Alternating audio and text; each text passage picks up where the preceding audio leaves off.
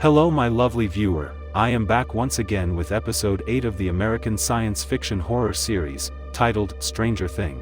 Watch the full video to find out the interesting part and please take care. As a disclaimer, this video includes my own analysis, commentary, and it's not a substitute of the full movie. Click the link below to watch, buy or rent the movie. In the beginning of this episode, we see Brenner interrogating Joyce. He requests her to tell him whatever she knows about it. He also promises to save her son if she helps him in return. But Joyce already knows who he is and blames him for making her son disappear. In the meantime, Hopper is also being interrogated by the two agents of Hawkins' lab. They also question him about the information he knows about the monster and the 11. To take out the information from Hopper, they torture him by giving the electric shock using tasers. Hopper tells them that he knew this situation would come, so has left the information with the reporter. They threaten to kill him, but the clever Hopper secure a deal with Brenner. He and Joyce will go through upside down and finds the will and return back, and also promises to shut the mouth.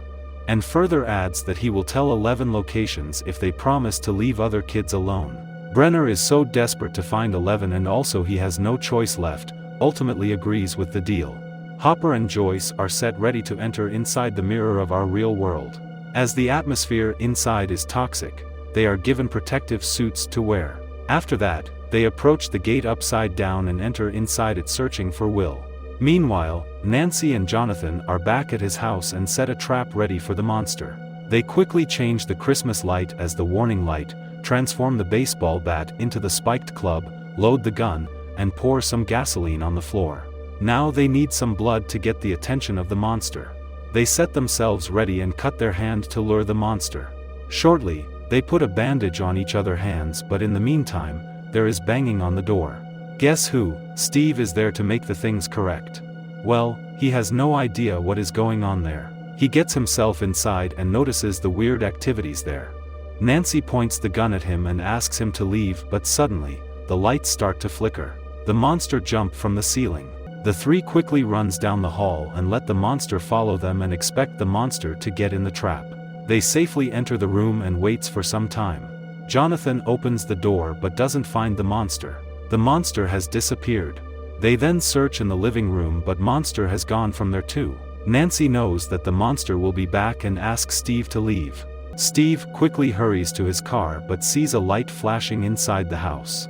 Inside the house, the light goes off. There is darkness everywhere. The monster is right behind Jonathan. It is about to kill Jonathan, but thankfully Nancy shot the monster. The gun is emptied by shooting it. Interestingly, it doesn't die. At the right moment, Steve comes there and hit the monster with the spiked baseball bat. The monster is injured. He hits several times and somehow manages to get it in a bear trap. Jonathan lit the gasoline on fire. The monster is burned alive. Shortly, they put the fire out, but the monster has already disappeared. Is the monster dead or is it still alive? Remember, Hopper and Joyce are inside the upside down. They follow the monster's trail to the mirror of Joyce's house. Jonathan notices the light flickering softly and knows that it's his mom. Joyce also senses Jonathan in the mirror. I have a question for you guys. What would happen if Joyce had opened the door at this time rather than leaving from there? Would she be able to reach the real world? Well, her sole purpose is to find her son Will. In my opinion, it would be worthless if she had opened that door. Correct me if I am wrong. Now, let's get back with the boys. Dustin and Lucas find the chocolate pudding in the school refrigerator. Mike is with the 11 and promises her that when all this will be over she will dine with him with his family. Furthermore, he offers his bedroom to her, and becomes ready to shift to the basement. His parent will take care of her like they are her parent, and Nancy will be her elder sister, which ultimately makes Mike her brother. So 11 questions were the same for him. Mike rejects that he won't be her brother, instead say that he will take her to Snowball, which means he likes her. Then Mike kisses 11. Well, the two finally kiss. Shortly, the Brenner is at school with his team. The group run through the hallway and try to escape from there, but are trapped from every side. 11 makes the blood run down from the eyes and ears of the guard and Agent Fraser, and knocked out them all, or probably they all are killed. As all in this process, she has used an enormous amount of power, which causes her to lose consciousness.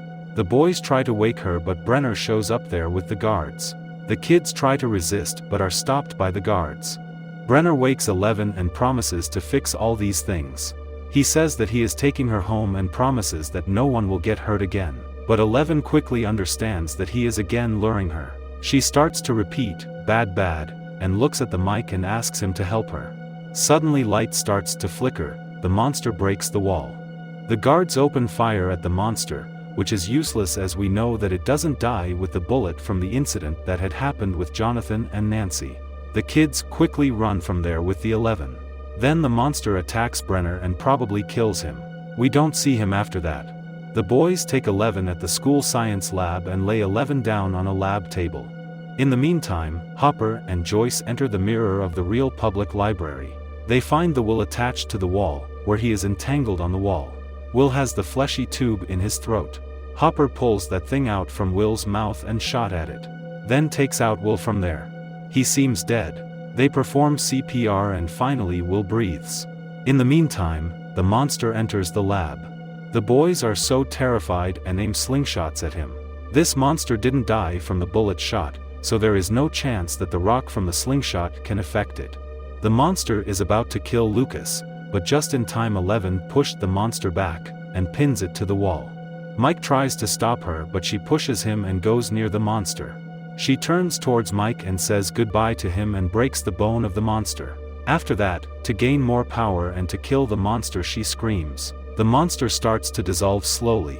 The area is visible, both 11 and monster are gone. Is 11 still alive? Where she has gone now? We will find it in season 2. Then the series cut us to the hospital. Everyone is in the hospital. Joyce and Jonathan are at his side waiting for him to wake up. He talks about his family and friends. The boys are again united with the Will. They tell him about their new friend 11 and her superpower.